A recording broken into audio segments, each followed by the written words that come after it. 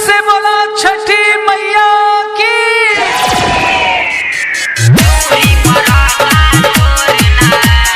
DJ Manish Raxaul.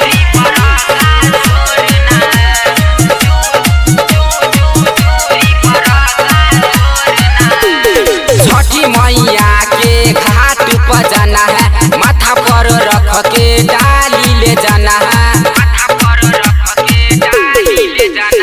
छठी मैया के घाट पर जाना है, माथा पर रख के डाली ले जाना है। ऐसे नहीं तू छोड़ी के जा, ऐसे नहीं तू छोड़ी के जा। वही घाट पर छठ मनाना है, छुरा छुरी पर का छोड़ना है। वही घाट पर छठ मनाना है, छुरा छुरी पर का छोड़ना है।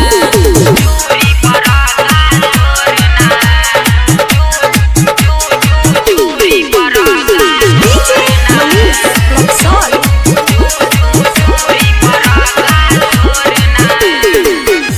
बाजार से लइहा नारियल केला हो, हमहू करब पिया छठ के व्रत हो।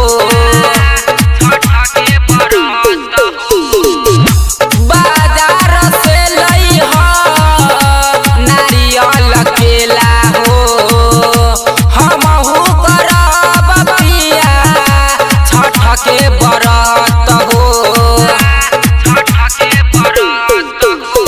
सूर्यदेव इतना खुश हो जाई है, ऐसे नहीं तू छोड़ी के जा, ऐसे नहीं तू छोड़ी के जा। वही घाट पर छठ मनाना है, छुरा छुरी पर का छोड़ना है। वही घाट पर छठ मनाना है, छुरा छुरी पर का छोड़ना है।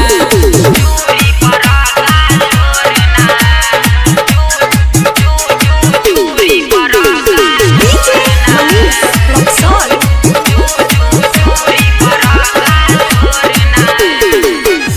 करण मंडल पाले घाट पर गईली हो, जल्दी से चली ना तो हो जाई देर हो।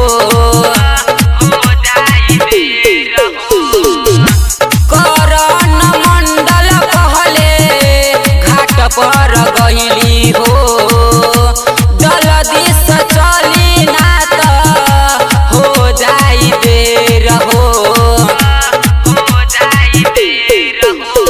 हमी सूरज साथे छोड़ता पर का, ऐसे नहीं तू छोड़ी के जा, ऐसे नहीं तू छोड़ी के जा।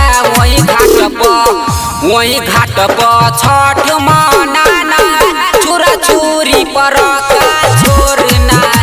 वही घाट पर छठ मनाना है, छुरा छुरी पर का छोड़ना है। रिकॉर्डिंग बाय जय गंगा स्टूडियो सूरसंड।